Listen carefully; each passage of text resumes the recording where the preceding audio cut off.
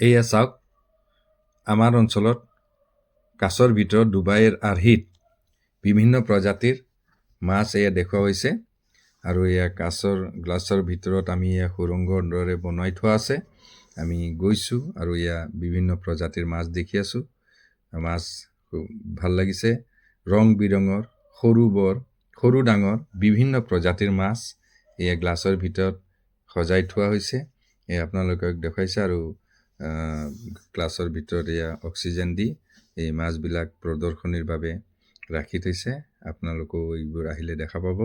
আচলতে আমাৰ দেশখন এতিয়া উন্নতিৰ শিখৰত যাবলৈ ওলাইছে, যাৰ কাৰণে এয়া বিভিন্ন প্ৰজাতিৰ বিভিন্ন প্ৰকাৰৰ মাছবোৰ বা বিভিন্ন সা সুবিধাবিলাক আমি আমাৰ এই চহৰতে পাবলৈ সুযোগ পাইছোঁ, যাৰ কাৰণে এয়া এই ধৰণৰ ব্যৱস্থাবিলাক আমি চাব পাৰিছোঁ।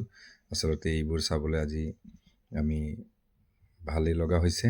আগত মানুহে ভাৰতৰ বাহিৰত গৈ বা আমাৰ দেশৰ বাহিৰত গৈ এইবোৰ চাব পাৰিছিল, কিন্তু বৰ্তমান আমি বিজ্ঞানৰ অগ্ৰগতিৰ লগে লগে আমাৰ দেশতো এইবোৰ আমি সুবিধা গ্ৰহণ কৰিব পাৰিছোঁ। খুব ভাল লগা দৃশ্য, আপোনালোকে আহিলে এইবাৰ চাব পাৰিব আৰু ইয়াৰ উপভোগ কৰিব পাৰিব।